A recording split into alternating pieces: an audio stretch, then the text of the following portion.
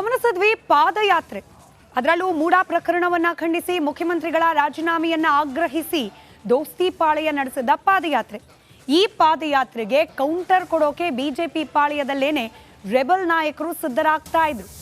ಕೂಡಲ ಸಂಗಮದಿಂದ ಬಳ್ಳಾರಿವರೆಗೂ ನಾವು ಸಪರೇಟ್ ಪಾದಯಾತ್ರೆ ನಡೆಸ್ತೀವಿ ಅಂತ ಹೇಳಿ ಬಿಜೆಪಿ ರೆಬಲ್ ನಾಯಕರ ಪಾದಯಾತ್ರೆ ಬಗ್ಗೆ ಇದೀಗ ಕೆಲ ಇಂಟ್ರೆಸ್ಟಿಂಗ್ ಸಂಗತಿಗಳು ಹೊರಬರ್ತಾ ಇದೆ.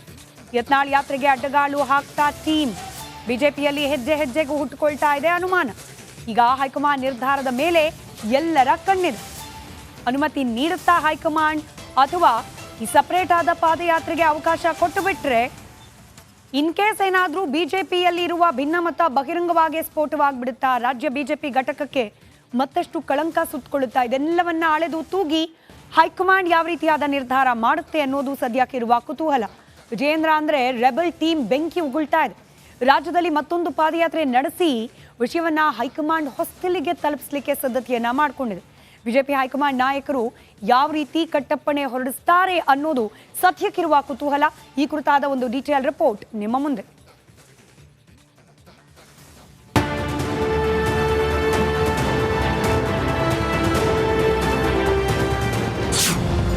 ರಾಜ್ಯದಲ್ಲಿ ರೆಬಲ್ಸ್ಗೆ ಸಿಗುತ್ತಾ ಹಸಿರು ನಿಶಾನೆ? ಬಿಜೆಪಿ ಪಾದಯಾತ್ರೆಗೆ ಹೈಕಮಾಂಡ್ ಕಟ್ಟಪ್ಪಣೆ. ಮೂಡಾ ವಿರುದ್ಧ ದೋಸ್ತಿ ಪಾದಯಾತ್ರೆ ನಡೆಸಿದ್ದೇ ಬಂತು ಬಿಜೆಪಿಯಲ್ಲಿ ಒಳಜಗಳ ತಾರಕಕ್ಕೇರಿದೆ. ವಿಜಯೇಂದ್ರ ನಾಯಕತ್ವ ರೆಬಲ್ ನಾಯಕರ ಪಿತ್ತ ನೆತ್ತಿಗೇರಿಸಿದೆ. ಬಳ್ಳಾರಿ ಟು ಕೂಡಲ ಸಂಗಮ ಪಾದಯಾತ್ರೆ ನಡೆಸಲು ವೇದಿಕೆ ಸಜ್ಜುಗೊಂಡಿದೆ. ಇದೇ ವಿಷಯ ಈಗ ಹೈಕಮಾಂಡ್ ಹೊಸ್ತಿಲಿಗೆ ತಲುಪಿದೆ.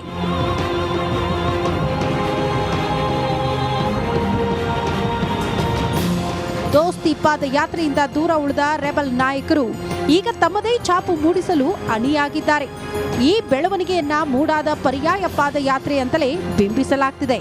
ಇದರಿಂದ ಹೈಕಮಾಂಡ್ ನಾಯಕರು ಅಲರ್ಟ್ ಆಗಿದ್ದಾರೆ.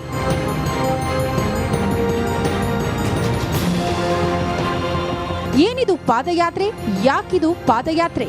ಅವರ ಉದ್ದೇಶ ಮತ್ತು ಪರಿಣಾಮದ ಬಗ್ಗೆ ಮಾಹಿತಿ ನೀಡುವಂತೆ ಹೈಕಮಾಂಡ್ ರಾಜ್ಯ ಬಿಜೆಪಿಗೆ ಸಂದೇಶ ರವಾನಿಸಿದೆ. ಆ ಮೂಲಕ ರೆಬಲ್ ಪಾದಯಾತ್ರೆಗೆ ಅನುಮತಿ ನೀಡಬೇಕಾದ್ರೂ ಅದಕ್ಕೆ ಬಿವೈ ವಿಜಯೇಂದ್ರ ಮಾಹಿತಿ ನೀಡಬೇಕಾಗಿದೆ. ಇನ್ನು ರಾಜ್ಯ ಬಿಜೆಪಿ ಮಾಹಿತಿ ನೀಡಿದ ನಂತರದಲ್ಲಿ ಹೈಕಮಾಂಡ್ ಮುಂದಿನ ಹೆಜ್ಜೆ ಇರಿಸಲಿದೆ. ಒಂದು ವೇಳೆ ಪಾದಯಾತ್ರೆಗೆ ಅವಕಾಶ ಕೊಟ್ಟರೂ ಕೊಡಬಹುದು, ಬಿಟ್ಟರೂ ಬಿಡಬಹುದು. ಈಗೇನಿದ್ರೂ ಹೈಕಮಾಂಡ್ ನಿರ್ಧಾರದ ಮೇಲೆ ರೆಬಲ್ ನಾಯಕರ ದೃಷ್ಟಿ ನೆಟ್ಟಿದೆ. Bureau report, Republic Kannada.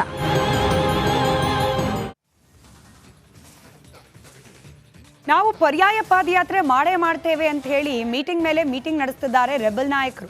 In fact rebel ಅನ್ನೋ ಪದ ಬಳಕೆಗೂ ಕೂಡ ಬಿಜೆಪಿಯಲ್ಲಿ ಆಕ್ಷೇಪ ಇದೆ. ಅವ್ರು ರೆಬಲ್ ಅಲ್ಲ, ಪ್ರತ್ಯೇಕವಾಗಿ ವಾಲ್ಮೀಕಿ ನಿಗಮದ ಹಗರಣವನ್ನ ಖಂಡಿಸಿ ಪಾದಯಾತ್ರೆ ಮಾಡ್ಲಿಕ್ಕೆ ಚಿಂತನೆಯನ್ನ ನಡೆಸ್ತಿರುವವರು. ಯಾವುದೇ ರೀತಿ ಭಿನ್ನಾಭಿಪ್ರಾಯಗಳು ಅಥವಾ ಬಣ ರಾಜಕೀಯ ಬಿಜೆಪಿಯಲ್ಲಿ ಇಲ್ಲ ಅನ್ನೋದು ಬಿಜೆಪಿಯ ಸಮರ್ಥನೆ. ಆದರೆ ಒಳಗೊಳಗೆ ಬಣ ರಾಜಕೀಯ ಮತ್ತಷ್ಟು ಮಗದಷ್ಟು ದಟ್ಟವಾಗ್ತಾ ಇದೆ ಅನ್ನೋದಕ್ಕೆ ಈ ಪಾದಯಾತ್ರೆ, ಸೆಕೆಂಡ್ ಪಾದಯಾತ್ರೆಯ ಚಟುವಟಿಕೆಗಳು ಹೆಚ್ಚಾಗ್ತಾ ಇರೋದು ಸಾಕ್ಷಿ ಆಗ್ತಾ ಇದೆ. ಇದೆಲ್ಲವನ್ನ ಗಮನಿಸಿರುವ ಬಿಜೆಪಿಯ ಹೈಕಮಾಂಡ್ ರಾಜ್ಯ ಘಟಕಕ್ಕೆ ಒಂದಷ್ಟು ಮಾಹಿತಿಗಳನ್ನ ಕೇಳಿದೆ. ಬ್ಯಾಕ್ ಟು ಬ್ಯಾಕ್ ಪ್ರಶ್ನೆಗಳು. ರಾಜ್ಯದಲ್ಲಿ ಮತ್ತೊಂದು ಪಾದಯಾತ್ರೆಯ ಅವಶ್ಯಕತೆ ಇದೆಯಾ? ಒಂದು ಪಾದಯಾತ್ರೆ ಮಾಡಿದ್ರಿ, ಜೆಡಿಎಸ್ ಮುನಿಸ್ಕೊಂಡಿತ್ತು, ಅದನ್ನು ಒಲಿಸ್ಕೊಂಡು ಅಂತೂ ಇಂತೂ ಪಾದಯಾತ್ರೆಯನ್ನ ಯಶಸ್ವಿಯಾಗಿ ಮಾಡಿ ಮುಗಿಸಿದ್ದೀರಿ. ಈ ಒಂದು ಪಾದಯಾತ್ರೆ ಆದಮೇಲೆ ಮತ್ತೊಂದು ಪಾದಯಾತ್ರೆಯ ಅವಶ್ಯಕತೆ ಏನಿದೆ? ಹೈಕಮಾಂಡ್ ನಾಯಕರ ಪ್ರಶ್ನೆ ಇದು. ರಾಜ್ಯ ಬಿಜೆಪಿಗೆ ಹೈಕಮಾಂಡ್ನಿಂದ ಪ್ರಶ್ನೆ ಮೇಲೆ ಪ್ರಶ್ನೆ. ಯತ್ನಾಳ್ ನೇತೃತ್ವದಲ್ಲಿ ಈ ಪಾದಯಾತ್ರೆ ಆಯೋಜನೆ ಆಗ್ತಿದೆಯಲ್ಲ, ಅಸಲಿ ಉದ್ದೇಶ ಏನು? ಯತ್ನಾಳ್ ಅವರ ನೇತೃತ್ವ ಅಂದ್ರೇ ಅಲ್ಲಿ ಮಿಲಿಯನ್ ಪ್ರಶ್ನೆಗಳು. ಒಂದು, ವಿಜಯೇಂದ್ರ ಅವರ ನಾಯಕತ್ವವನ್ನು ಯತ್ನಾಳ್ ಅವರು ಇಲ್ಲಿವರೆಗೂ ಒಪ್ಪಿಲ್ಲ. ಹೀಗಾಗೇನೆ ವಿಜಯೇಂದ್ರ ಅವರ ನೇತೃತ್ವದಲ್ಲಿ ನಡೆದ ಪಾದಯಾತ್ರೆಗೆ ಪರ್ಯಾಯವಾಗಿ ಪಾದಯಾತ್ರೆನಾ? ಅಥವಾ ಹೈಕಮಾಂಡ್ ನಾಯಕರಿಗೆ ಏನಾದರೂ ಸಂದೇಶ ರವಾನೆ ಮಾಡೋ ಪ್ರಯತ್ನವನ್ನ ಯತ್ನಾಳ್ ಅವರು ಮಾಡ್ತಿದ್ದಾರಾ? ಈ ಹಿಂದುತ್ವವಾದಿಗಳು ಅಂತ ತಮ್ಮನ್ನು ತಾವು ಕರೆಸ್ಕೊಂಡ ಬಿಜೆಪಿ ನಾಯಕರನ್ನ ಕೆಲವರನ್ನ ಮೂಲೆ ಗುಂಪು ಮಾಡಲಾಗ್ತಾ ಇದೆ. ಅವರ ಫೇಸ್ ಅನ್ನೋ ರೀತಿಯಲ್ಲಿರುವವರು ಯತ್ನಾಳ್. ಅದನ್ನೇನಾದರೂ ಸೂಚ್ಯವಾಗಿ ತಿಳಿಸೋ ಪ್ರಯತ್ನವನ್ನ ಯತ್ನಾಳ್ ಅವರ ನೇತೃತ್ವದಲ್ಲಿ ಪಾದಯಾತ್ರೆ ಮೂಲಕ ಮಾಡಲಾಗ್ತಿದೆಯಾ? ಯಾವ ಉದ್ದೇಶಕ್ಕಾಗಿ ಯತ್ನಾಳ್ ನೇತೃತ್ವದಲ್ಲಿ ಪಾದಯಾತ್ರೆ ಮಾಡ್ತಾ ಇದೆ? ಕಾರಣ ತಿಳಿಸಿ ಅಂತ ಹೇಳಿ ರಾಜ್ಯ ಬಿಜೆಪಿ ಘಟಕಕ್ಕೆ ಹೈಕಮಾಂಡ್ ಮಾಹಿತಿ ಕೇಳಿದೆ. ರೆಬಲ್ ನಾಯಕರ ಪಾದಯಾತ್ರೆಗೆ ನಿಮ್ಮ ಬೆಂಬಲ ಇದೆಯಾ? ನಿಮ್ಮ ಅಂದ್ರೆ ಯಾರ್ದು? ಆರ್ ಅಶೋಕ್ ಅವರದು, ವಿಜಯೇಂದ್ರ ಅವರದು, ಅವರ ಬೆಂಬಲಿಗರಾಗಿ ನಿಂತಿರುವ ಕೆಲ ನಾಯಕರದ್ದು. ನಿಮ್ಮೆಲ್ಲರ ಅನುಮತಿಯನ್ನ ಪಡೆದು ನಿಮ್ಮೆಲ್ಲರ ಬೆಂಬಲವನ್ನ ಪಡೆದು ಈ ಪಾದಯಾತ್ರೆಯನ್ನ ಮಾಡಲಾಗ್ತಾ ಇದೆಯಾ? ನಿಮ್ಮ ಒಪಿನಿಯನ್ ಏನು ಈ ಪಾದಯಾತ್ರೆಗೆ? ಅದ್ರ ಬಗ್ಗೆ ಮಾಹಿತಿ ಕೊಡಿ ಅಂತ ಕೇಳಿದೆ ಬಿಜೆಪಿ ಹೈಕಮಾಂಡ್. ಈಗ ಮತ್ತೊಂದು ಪಾದಯಾತ್ರೆ ಕುರಿತು ಚರ್ಚೆ ನಡೆಸಿದ್ದೀರಾ? ವಾಲ್ಮೀಕಿ ಮೂಡ ಹಗರಣ ಆಯಿತು. ವಾಲ್ಮೀಕಿ ಹಗರಣವನ್ನ ಕುರಿತಾಗಿಯೂ ಕೂಡ ಪಾದಯಾತ್ರೆ ಮಾಡಬೇಕು ಅನ್ನೋ ವಿಚಾರ ಪಕ್ಷದ ವೇದಿಕೆಯಲ್ಲಿ ಚರ್ಚೆ ಆಗಿದೆಯಾ ಅನ್ನೋ ಪ್ರಶ್ನೆಯನ್ನ ಕೂಡ ಹೈಕಮಾಂಡ್ ಕೇಳಿದೆ. ಬಿಜೆಪಿ ಮೇಲೆ ಮತ್ತೊಂದು ಪಾದಯಾತ್ರೆ ಪರಿಣಾಮ ಏನಾಗುತ್ತೆ? ಪಾಸಿಟಿವಾ ನೆಗೆಟಿವಾ ಸ್ಪಷ್ಟವಾಗಿ ತಿಳಿಸಿ. ಒಂದು ಪಾದಯಾತ್ರೆ ಮಾಡಿದ್ರಿ, ಕಾಂಗ್ರೆಸ್ನ ವಿರುದ್ಧವಾಗಿ ಪಾದಯಾತ್ರೆ ಅಂತ ಹೇಳಿದ್ರಿ, ಇದರಿಂದ ಬಿಜೆಪಿಗೆ ಅಡ್ವಾಂಟೇಜು ಹಳೆ ಮೈಸೂರು ಭಾಗದಲ್ಲಿ ಅಂತ ಹೇಳಿದ್ರಿ. ಆದರೆ ಈಗ ನಡೆಸಲಿಕ್ಕೆ ಹೊರಟಿರುವ ಪಾದಯಾತ್ರೆಯಿಂದ ಬಿಜೆಪಿ ಪಕ್ಷದ ಮೇಲೆ ಯಾವ ರೀತಿ ಪರಿಣಾಮ ಬೀರುತ್ತೆ ಇದರ ಬಗ್ಗೆ ಸ್ಪಷ್ಟವಾದ ಮಾಹಿತಿಯನ್ನ ನೀಡಿ ಅಂತ ಕೇಳಿದೆ ಬಿಜೆಪಿಯ ಹೈಕಮಾಂಡ್. ಪಾದಯಾತ್ರೆ ನಡೆಸ್ತಾ ಇರುವವರು ಕಾಂಗ್ರೆಸ್ ಸಂಪರ್ಕದಲ್ಲಿದ್ದಾರಾ? ಗಮನ ಇಡಿ. ಬಿಜೆಪಿಗೆ ಮುಜುಗರ ತರಲಿಕ್ಕೆ ಅಂತಲೇ ಈ ಪಾದಯಾತ್ರೆಯನ್ನ ಮಾಡಲಾಗ್ತಾ ಇದೆಯಾ? ಕಾಂಗ್ರೆಸ್ನವ್ರು ಯಾರಾದರೂ ಇದು ಕುಮ್ಮಕ್ಕು ಕೊಟ್ಟಿದ್ದಾರಾ? ಇಲ್ಲ ಅಂತಂದ್ರೆ ನೀವು ನಡೆಸಿದ ಮೂಡ ಪಾದಯಾತ್ರೆಗೆ ಇವರೆಲ್ಲ ಯಾಕೆ ಬಂದಿಲ್ಲ? ಈಗ ನಡೆಸೋಕೆ ಹೊರಟಿರುವ ಈ ಪಾದಯಾತ್ರೆಗೆ ನಿಮ್ಮನ್ನು ಯಾಕೆ ಕರಿತಿಲ್ಲ? ಇದ್ರ ಹಿಂದೆ ಕಾಂಗ್ರೆಸ್ನ ಕೈವಾಡ ಇದೆಯಾ? ಇದ್ರ ಬಗ್ಗೆ ಮಾಹಿತಿಯನ್ನ ಕಲೆ ಹಾಕಿ. ಬಳ್ಳಾರಿಯಿಂದ ಕೂಡಲ ಸಂಗಮ ಪಾದಯಾತ್ರೆ ತಂಡದಲ್ಲಿ ಯಾರ್ಯಾರಿದ್ದಾರೆ ಅದ್ರ ಮಾಹಿತಿ ಬೇಕು. ಈ ಪಾದಯಾತ್ರೆಯ ಸಾಧಕ ಬಾಧಕಗಳ ಬಗ್ಗೆ ಮಾಹಿತಿ ಬೇಕು. ಇದೆಲ್ಲವನ್ನ ಕೂಡ ತಕ್ಷಣಕ್ಕೆ ಹೈಕಮಾಂಡ್ಗೆ ರವಾನಿಸಿ ಅಂತ ಹೇಳಿ ಹೈಕಮಾಂಡ್ ನಾಯಕರು ರಾಜ್ಯ ಬಿಜೆಪಿ ಘಟಕಕ್ಕೆ ಕಟ್ಟಾಜ್ಞೆಯನ್ನ ಹೊರಡಿಸಿದ್ದಾರೆ. ಇದರ ಮತ್ತಷ್ಟು ಡೀಟೇಲ್ಸ್ನೊಂದಿಗೆ ಪೊಲಿಟಿಕಲ್ ಬ್ಯೂರೋ ಹೆಡ್ ವಿಜಯ್ ನೇರ ಸಂಪರ್ಕದಲ್ಲಿದ್ದಾರೆ. ವಿಜಯ್, ಪಾದಯಾತ್ರೆಗಂತೂ ಜೋಶ್ನಲ್ಲಿ ಸಿದ್ಧವಾಗಿದೆ ಮತ್ತೊಂದು ತಂಡ ಬಿಜೆಪಿಯಲ್ಲೇನೆ. ಆದರೆ ಹೈಕಮಾಂಡ್ ಈ ರೀತಿಯಾಗಿ ಪ್ರಶ್ನೆಗಳನ್ನ ಕೇಳಿರೋದನ್ನ ಗಮನಿಸಿದ್ರೆ ಈ ಪಾದಯಾತ್ರೆಗೆ ಅನುಮತಿ ಸಿಗೋ ಸಾಧ್ಯತೆಗಳು ಎಷ್ಟರ ಮಟ್ಟಿಗೆ ಕಂಡು ಬರ್ತಾ ಇದೆ?